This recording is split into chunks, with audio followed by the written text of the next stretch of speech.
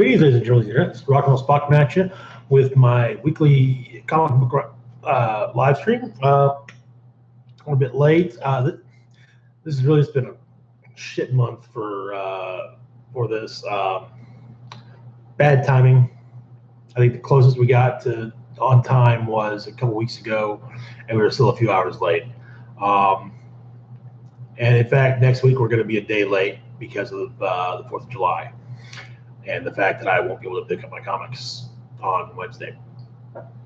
That said, hopefully we're working on getting this back the way it should be. So, anyways, talk about this week. So let's dive into this week's comics, though, shall we? First off, we've got Infinity Countdown Darkhawk #3. Which, yes, Infinity Countdown Darkhawk #2 came out just a couple weeks ago. But hey, you know, they got to get 4 issues out in 3 months. All right, so last couple of issues. Turns out that Darkhawk, or Richard Rider, the younger brother of Richard Rider, aka Nova, is now basically the leader of the fraternity of Raptors. And so they put a bounty out on Darkhawk, who is kind of sort of one of them. And the intergalactic bounty hunter Death's Head went to collect. Well, Death's Head and Darkhawk came to an agreement that he'd take them to the Raptors, and that Death's Head would take Darkhawk to the Raptors, and then he could take care. Darkhawk could take care of said Raptors, but it did not go the way it was supposed to go, and Darkhawk had his amulet stolen, which was then used in a ritual to imbue Robbie Rider, Talanar, aka Talanar now, with the might of the Hawk God, basically transforming him into Dark Starhawk, and kind of putting him on par with Phoenix. So the Raptors then left and left Darkhawk for dead. The issue starts up in deep space. A couple of Badoon vessels are attacking a Kree vessel, and suddenly they stop, or they are stopped by the Raptors, who have destroyed them.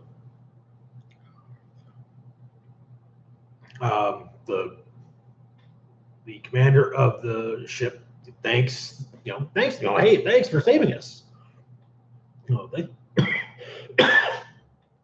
Thanks for saving us from the Badoon, and Talanor's Badoon, huh? So that's what they were, okay. And he explains that the only reason that he spared the Kree ship is the Kree ship looked cooler. Meanwhile, this is when things get weird. So bear with me. You have to understand that there is another.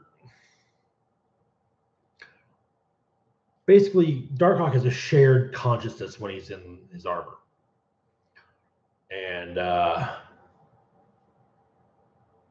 so, back on Arcturus, Chris and Razor have themselves. Razor, who also would have his armor. They have themselves a chat, and they further bond, and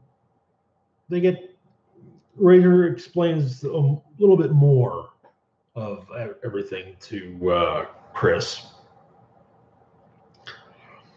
And of course, the elders of the galaxy, the elders of the universe are involved. The in-betweener, the champion, the runner, the collector, the grandmaster, the gardener. And the gardener, it seems, he just went around and, that little speck of life, various, wherever, places like the Dark Force dimension. And then he's like, oh, whatever. But it would grow. And the Shi'ar got their hands on one of those seeds first, and the first raptor was created. And fought Skrull. This happened during a battle between the Shi'ar and the Skrulls.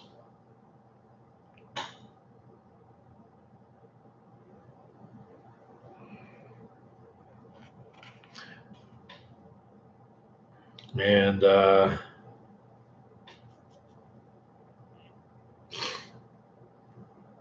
but yeah, Razor and Chris argue some about reconfiguring the armor, and they're able to eventually. Then Death's Head comes along and it's like, huh. They chat a bit. They're like, okay, well, we got to go and kick some ass, take some names. Then turns out that the Raptors are headed towards Earth, of course. So, basically, why might the Raptors be headed to destroy Earth? Well, one, there is the fact that the Phoenix Force has been linked to the planet quite a bit, especially through Jean Grey, though that is no longer the case. Also, you have to keep in mind the fact that Earth is basically it's the backwater that continually thwarts the plans of various intergalactic groups. The Shi'ar, the Brood, the Kree, the Skrulls, Badoon, you name it. They have had plots thwarted by Earthmen. Now, some of those Earthmen have had help from extraterrestrials, from Krees, from members of the Kree, or the Shi'ar, and so on and so forth. But not one person helping an army, basically getting help from one member of a race. Somehow, it pulls it off. Anyways, before they can get to Earth, turns out that Chris has turned himself into a ship and is in fact carrying Death's Head with him. And he's kind of like a mech now at this point, and he's going to fight the Kree ship that's being used by the rest of the Raptors. So that should make for an interesting issue 4. I really do hope that this ends up tying in with Infinity Wars, which Infinity Countdown, everything is leading up to. And I'll actually be doing a video explaining Infinity Countdown, as I haven't been really into it until recently. All right, moving on to Moon Knight number 196. All right. So, last we dealt with Moon Knight. He arrived on the scene to fight a thing called the Collective, which ended up absorbing him.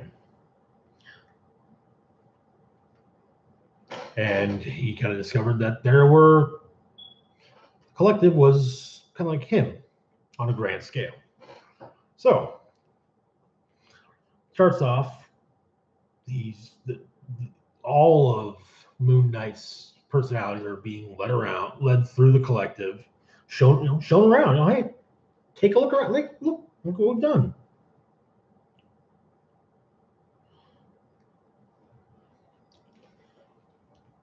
And everything is there. And so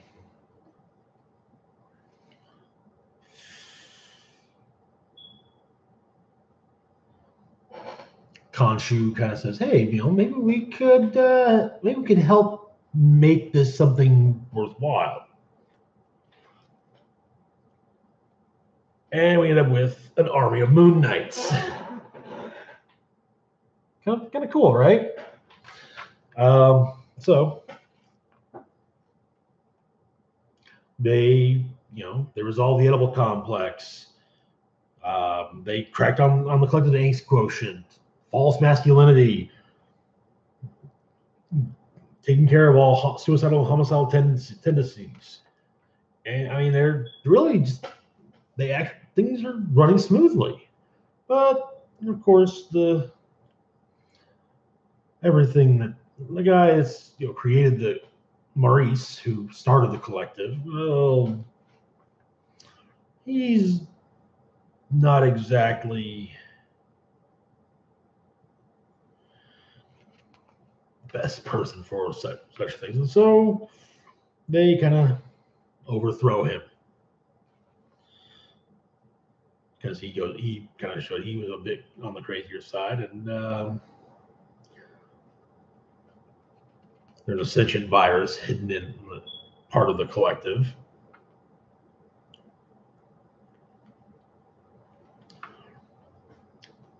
And yeah, there is.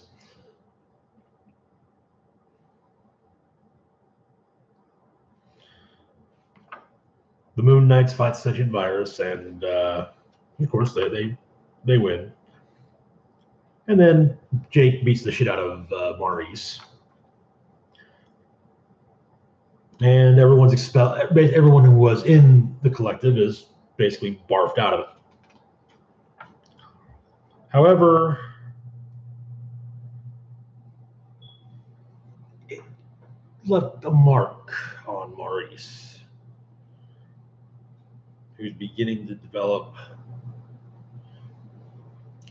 As the issue ends, we see him being put in the back of a cop car and developing basically the avian beak and avian head of Khonshu. So that should make for some interesting tales down the road. Anyways, moving on to Multiple Man #1. Okay, now something to understand. I am a huge fan of Multiple Man. He's easily makes my top 5 X-Men, top 10 superheroes. For those who are unaware of who Multiple Man is, Jimmy Madrox is a mutant who,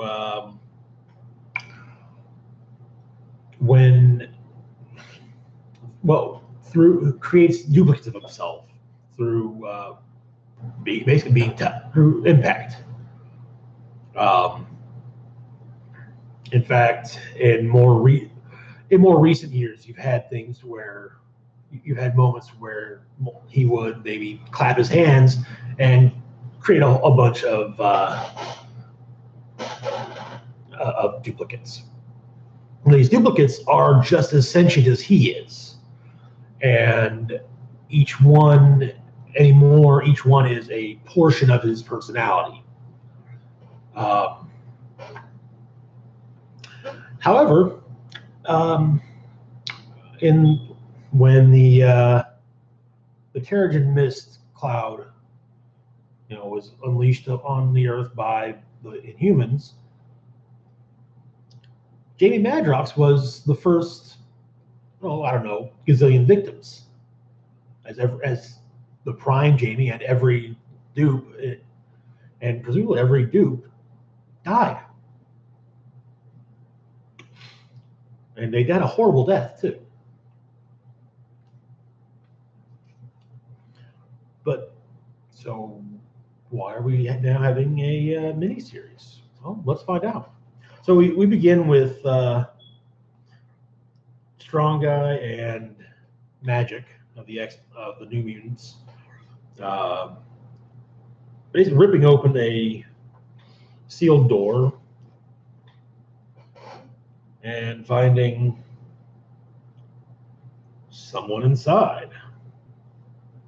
And they're followed by Wolfsbane, Richter, and Boom Boom, also of the New Mutants. So they go through one of Magic's teleportation discs. They go to Beast's lab, where it turns out that Jamie Madrox is the person they found. After doing various tests, it turns out that he's dying.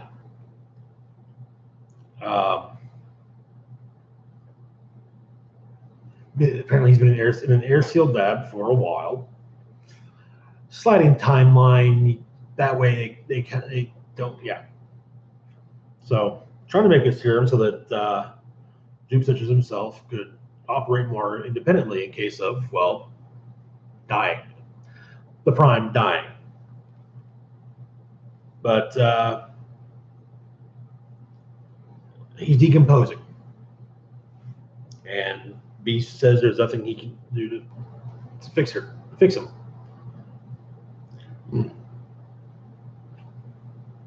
Well,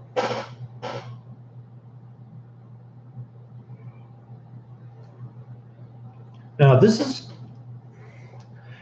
it's not clear to me whether we currently have two Madroxes running around at this point, or kind of going back and forth, showing the one the New Mutants found talking with Beast and then going out into the mansion, or if there's one in the mansion, out and about in the mansion, while the one they found talks to Beast. Either way,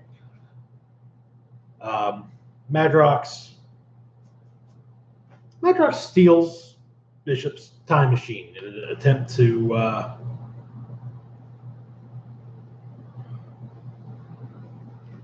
in an attempt to see if maybe Beast has found a means of stabilizing it. Okay, all right. Yes, it looks like It looks like we had two. Anyways, one steals Bishop's time machine. Asks if Beast finished the serum.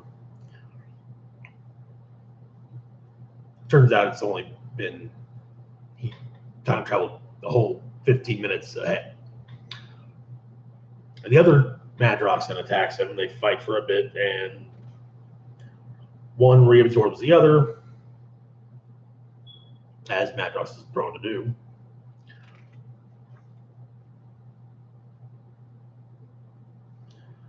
And then, while they're talking with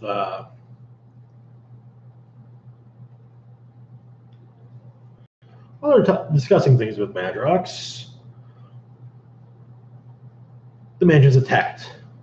First by what appears to be a combination of Deadpool and Wolverine, then a combination of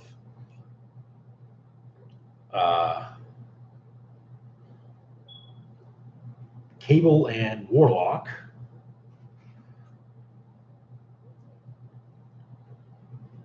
and Cloak.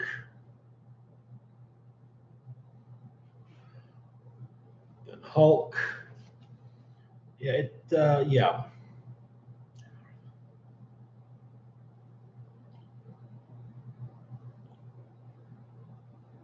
And Madrox finally gets everyone to stop. He asks everyone this motley crew that's just showed up what they're doing here. And the Cloak one explains that they came because Jamie's going to need their help. To which Jamie asks how this cloak looking dude would know that. Pulls the cloak down and says, "Because we're you, dumbass." Because they're all Madroxes.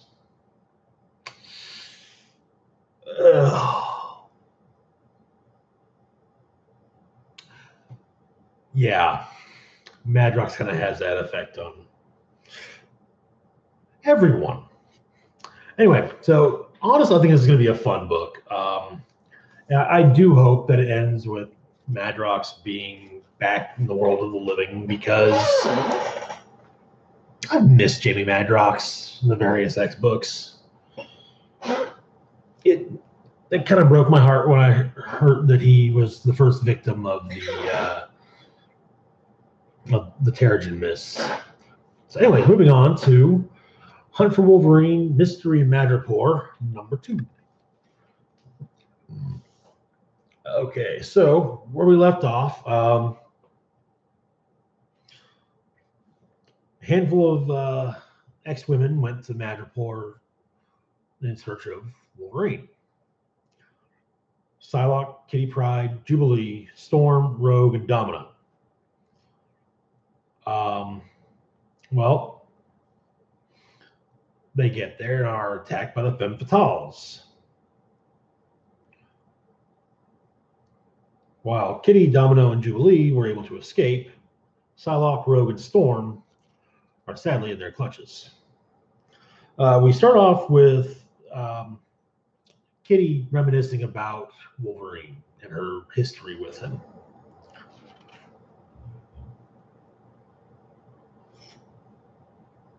And then they end up in the sewers under Madripoor. They manage to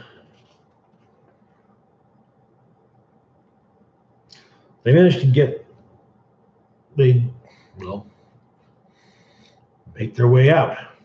Meanwhile, the Femme Fatales, which are Mind Blast, Viper, Knockout, Snake Whip. They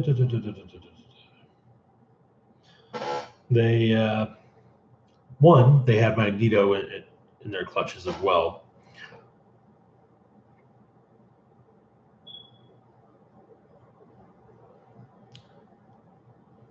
But they're going to have fun with the fact that they've got a handful of them in their clutches. Also, Sapphire Six, their leader. Sapphire is something of a vampire. It's like there are various characters throughout comics that are almost vampires. Sapphire 6 is one example. She absorbs life force energy through touch, enhancing her abilities and maintaining her youth. Sounds a bit like a vampire. I mean, not entirely, but close. Anyway, she's decided to start with Psylocke, but maybe she tried. She's fed once from Psylocke. Now she's going to feed again, and she's getting nothing from Psylocke. There's no pulse, no heartbeat, no breath. She killed her. Meanwhile, Jubilee, Kitty Pryde, and Domino have managed to get out of the sewers and gone and are in Wolverine's hidden storeroom within the Princess Bar.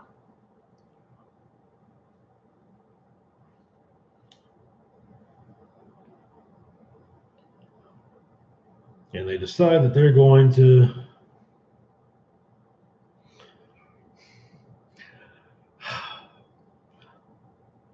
do things the way Logan would as Patch.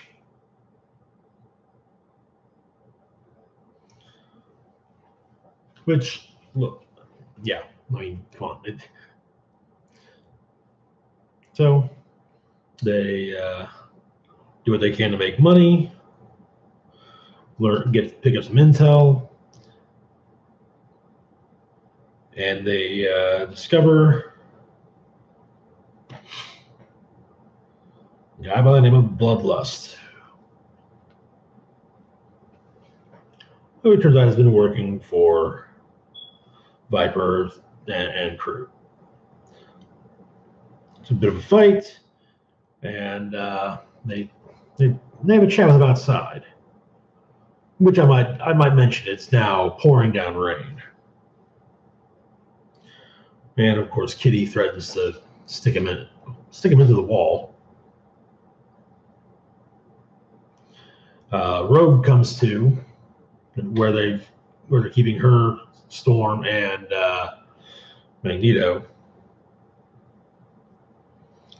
Turns out that she can't get out of the cuffs, and she notices that Storm is not doing too great. Hence Storm out on the island.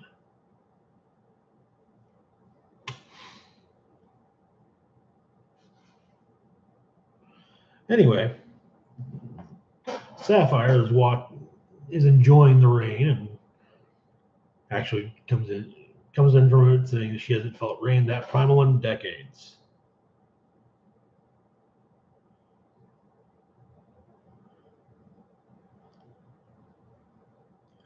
But then when she says something, she says, maybe she'll pop down to the dungeon and get a snack from one of the others that tied her over till morning. But she discovers Patch sitting with Betsy, Betsy's body. And Patch says to her, "Sapphire, sweetie, you've been a real bad girl. You know what that means, don't you? Old Patch here is going to have to dish out some appropriate punishment." Now, I've got my theories there. Namely, that Psylocke, being a rather powerful telepath, is making Sapphire believe that, one, Psylocke is dead, and two, that Patch is there and talking to her. But we'll see how true that is in a month. Anyways, next on the list, X-Men Blue number 30. Oh, okay. So after the event, last issue, the all-new X-Men as well as Bloodstorm were tracking down Jimmy Hudson, who it turns out has been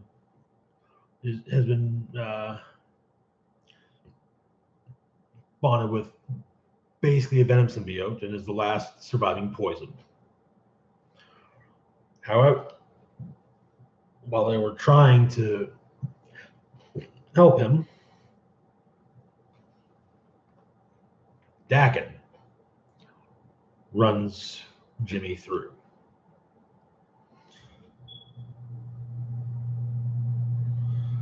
Well, basically, the X-Men do what they can to stave off Daken. and to help Jimmy, if anything.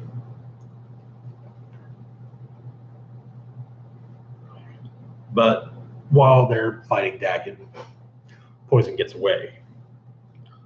They all go after him. Of course, Dakin claims that Magneto has sent him to kill Poison.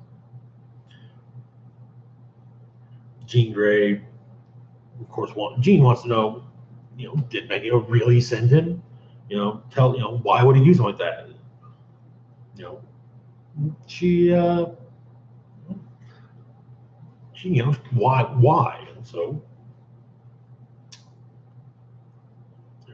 tell us why. And Dakin says, make me. Of course, when he's next to a telepath, the first thought is, okay, fine, I'll make you. But he's got defense training against psychics. Anyways, they all go after him.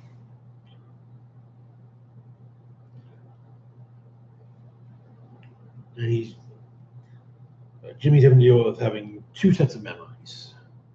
The memories of the last remaining Venom symbiote and his own memories.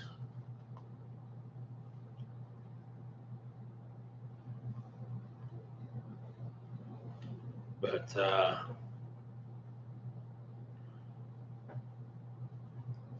him and Dakin duke it out for most of the issue.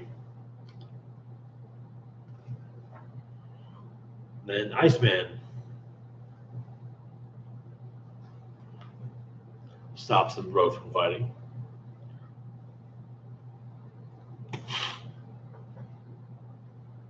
Jean tries to help Jimmy.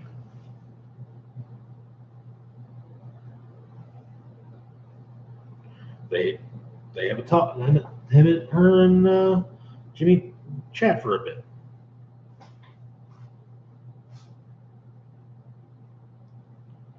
And she basically, if you need space,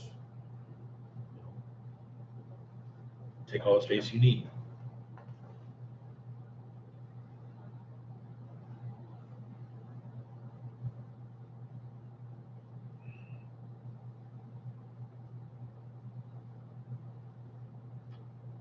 They try to, anyways, they try to they interrogate Dakin. So it turns out that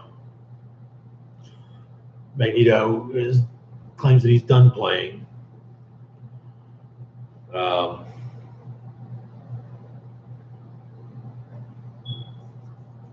He wanted Dakin to deal with Jimmy while Magneto dealt with bigger targets, namely Emma Frost. So next up, looks like we'll have the X-Men and Magneto going head-to-head for the first time in a while. Anyways, moving on to Deadpool Assassin number 2.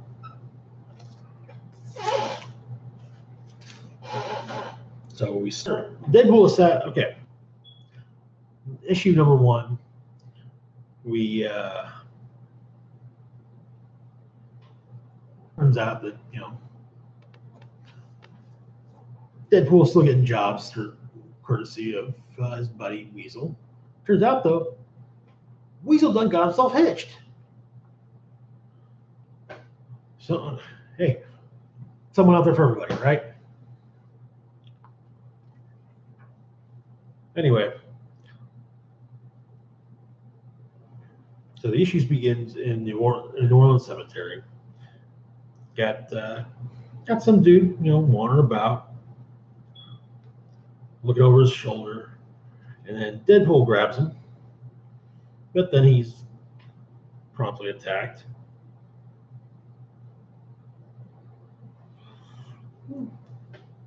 Of course, turns out that the Assassin's Guild the longtime enemies of Gambit. Well, they want this guy dead for some reason.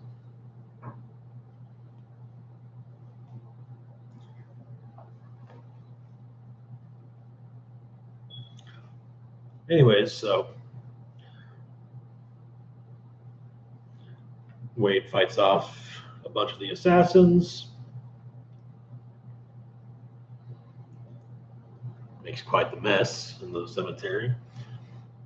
And apparently it's during Mardi Gras. So they're able to blend in. It's a crowd.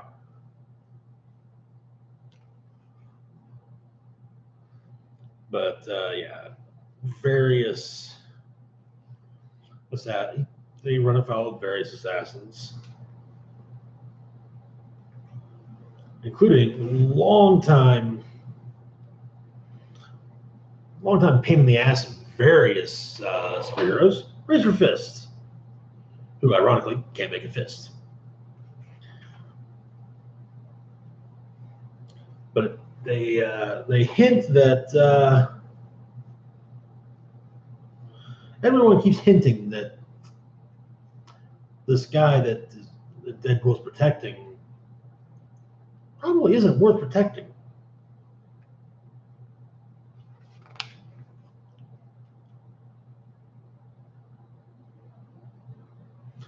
Well, it turns out, the guy said, we all have our demons. Sometimes people die for the sake of business. Sometimes that means kids die for the sake of business.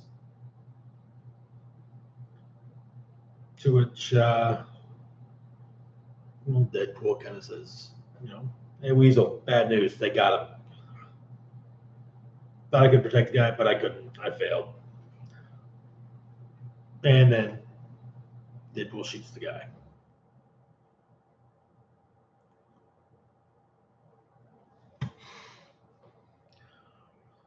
Now, of course, Belladonna Bedreau, Gambit's ex-wife, is none too happy.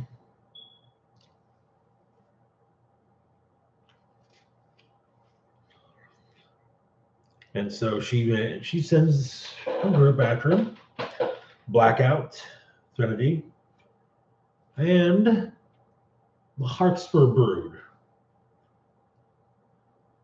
Now, some interesting points to make here. One, Blackout's a long-time enemy of Ghost Riders. Okay, all right, that's not that interesting. But Threnady's supposed to be, dead. Guess we'll be looking into that one.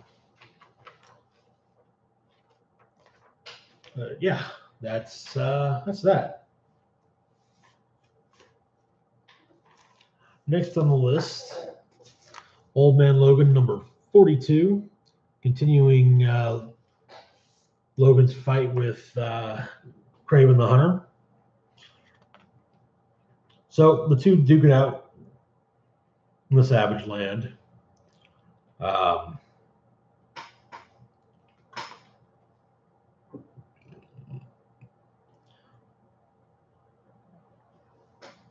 Logan manages to get away from Kraven, leaving quite the trail behind him. Now he runs into a saber-toothed tiger. He goes in a cave and goes into the cave and tries to figure out a plan and passes out. Has a dream of being back home in the wastelands before the Hawk Gang killed his wife and kids.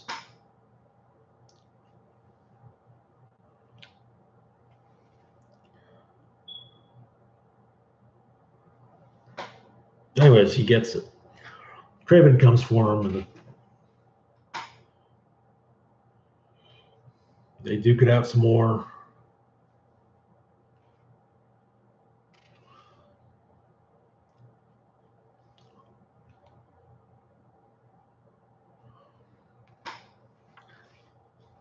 And Logan beats the crap out of Craven.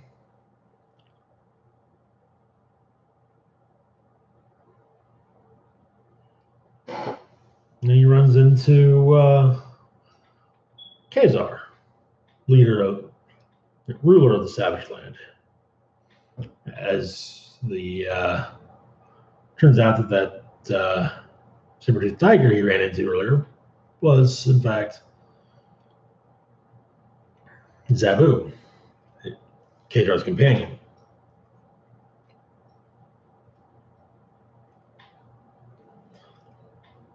They talk a bit. Turns out Craven is forbidden from hunting in the Savage Land. Logan tells Kazar that, hey, Craven's your problem now. Pops off a flare. Takes the plane that comes to pick up Craven, which still has his severed hand in it.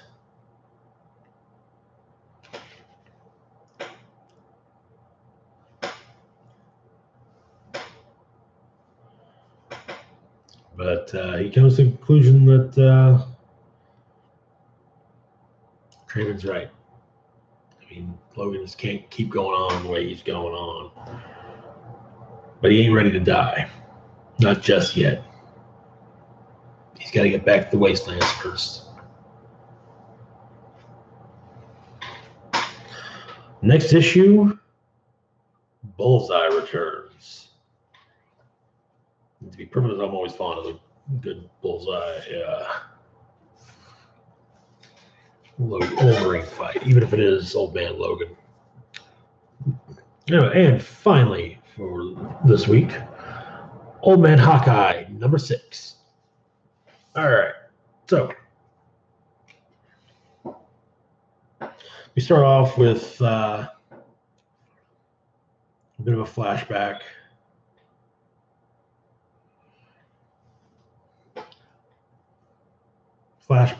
Dream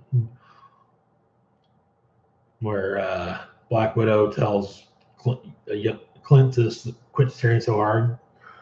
And of course, then there is level 4 emergency. And so she's telling him to get up. And then turns out he's remembering and hallucinating at the same time.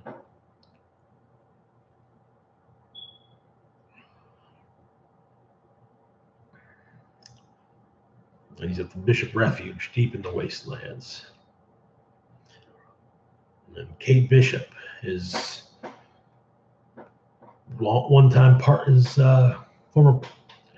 former partner is taking care of him.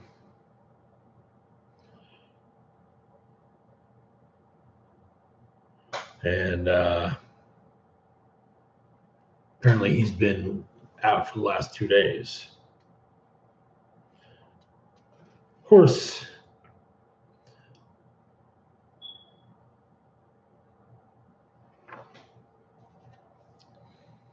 Kate tells the doctor that he can rest once the army of Venoms he's brought to her doorstep is gone. And back at the White House,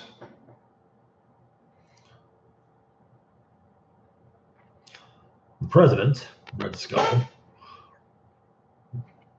is rather irritated about the fact that he has to kill his greatest enforcer.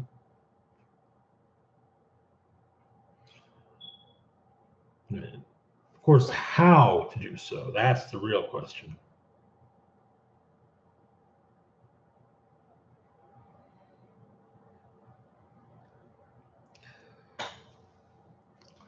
Turns out that, of course, Bullseye is really actually the second best enforcer that Red Skull has. And so, like, all right, yeah, fine. You know.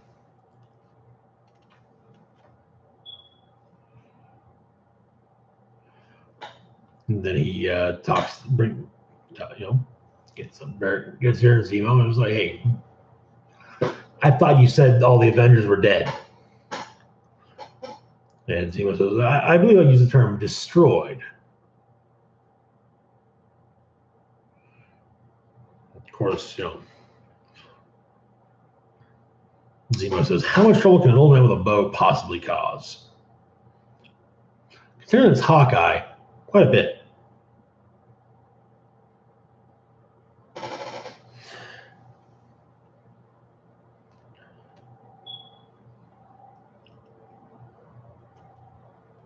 Anyways, the Hawkeyes go out, take on the Madrox Venoms. It's not, at least the fact that they can be, they're still vulnerable to fireworks. So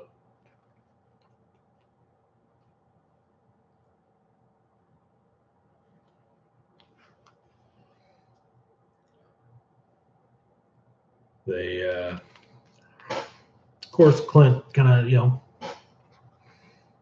sets them on fire and basically gets all of them to reconverge on one of them, and then sets that one on fire. Well, two of them.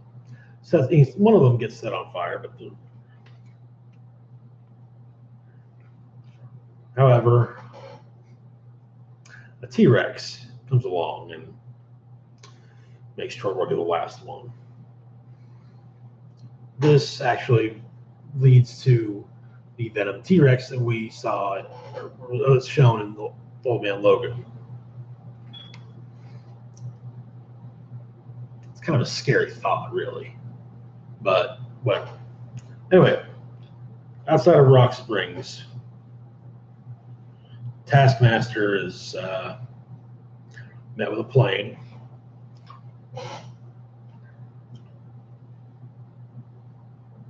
And the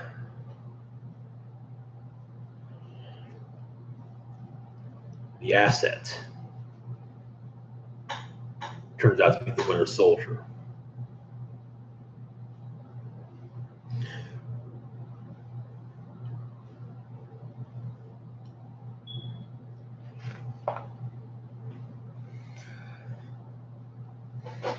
And of course,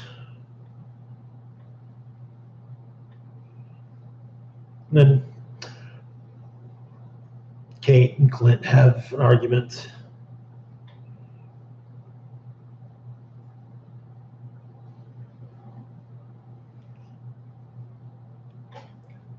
And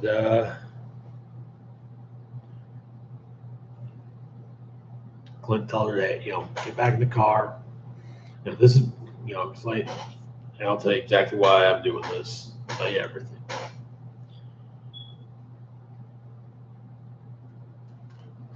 Next issue will be the fall of the superheroes. We've seen hints already, and we saw what happened. And those of us who've read Old Man Logan know what happened to the X-Men, but we have yet to truly see what happened to the Avengers, or really anyone else. Next issue, we'll at least find out what happened to the Avengers. We'll see it. We kind of already, yeah. Anyway, next week we got a handful of books coming out next week, including Captain America #1, which makes perfect sense. We'll be picking that one up, giving it a shot, Anywho, that's all I got. Again, I am really sorry that this is multiple days late. Hopefully, this after next week we'll get back on track. Plan for next week will be that we'll be doing it in the middle of the afternoon, as opposed to late at night. Anyway, that's all I got. We'll be back tomorrow with a review of Sicario, Day of the Soldado. There will not be a building a team this week, as this week I'm doing playing a sealed event, so I don't know what I'm going to be building yet. Anyway, as always, feel free to like, share, and subscribe. You can follow me on social media. Links to my Facebook, Twitter, as well as Patreon are in the description box down below. This is Rock and Roll Spock signing off, saying live long and rock hard.